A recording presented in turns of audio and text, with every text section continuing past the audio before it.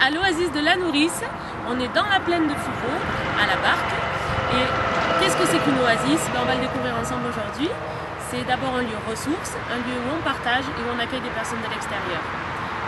Une oasis, c'est basé sur 5 piliers éthiques. On fait partie des colibris. Je vous laisse découvrir Pierre Rabhi peut-être sur Internet.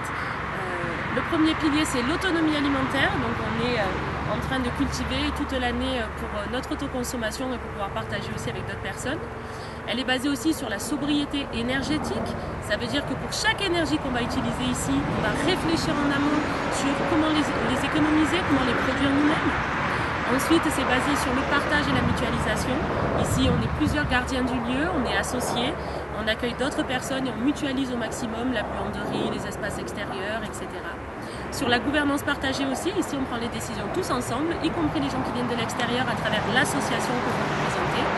Et enfin, c'est un lieu d'ouverture sur le monde. Alors si vous demandez aux anciens, le meilleur moment pour planter un arbre, ils vous diront, c'était il y a 20 ans. Et le deuxième meilleur moment, c'est maintenant. Et oui, un arbre, ça prend du temps. Et on les plante pour soi, on les plante aussi pour nos enfants. On les plante aussi tout simplement pour la planète. Parce qu'un arbre, ça produit bien sûr des fruits, mais ça produit surtout de l'ombre, ça produit de la fraîcheur, ça produit de l'oxygène, ça peut servir. Ça produit aussi du bois, ça peut servir aussi, notamment pour les constructions, pour créer l'auberge prochainement, mais on y reviendra peut-être dans une autre vidéo. Et pour planter un arbre, évidemment, il faut un arbre. Donc comment on peut obtenir un arbre? Il y a plein de façons. Première façon que fait la nature, à partir de graines, tout simplement. Là, vous avez par exemple des graines de plaques miniers, c'est les kakis. Et bien ça, on les a semées au frigo et petit à petit, ça va donner des bébés arbres. C'est le meilleur moyen pour obtenir un arbre quand on a du temps. Parce que ça sera des fruits dans 10, 12 ans, pas avant.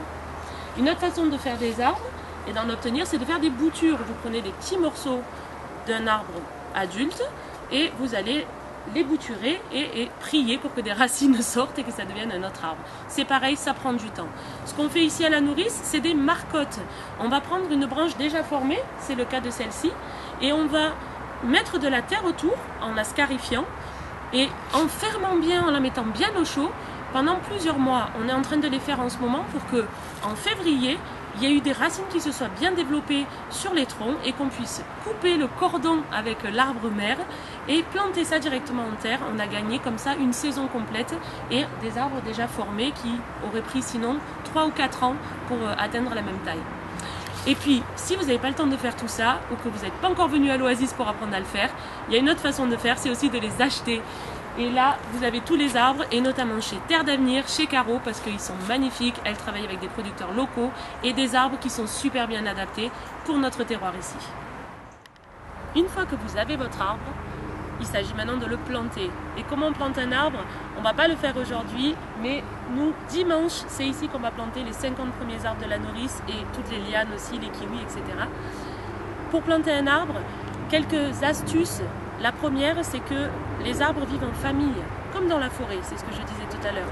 Donc on va organiser en fait des petites guildes par espèce. On va mettre 4 pommiers ici, 4 pommiers ici, 4 pommiers ici.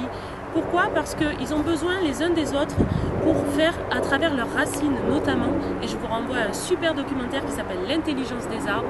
Ils communiquent entre eux, ils se soutiennent et ils se soignent les uns les autres. Ils se connectent vraiment par les racines et les mycorhizes sous le sol.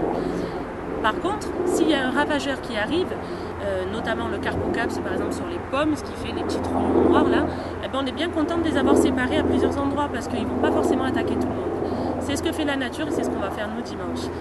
D'ailleurs, vous faites quoi les dimanches et les samedis?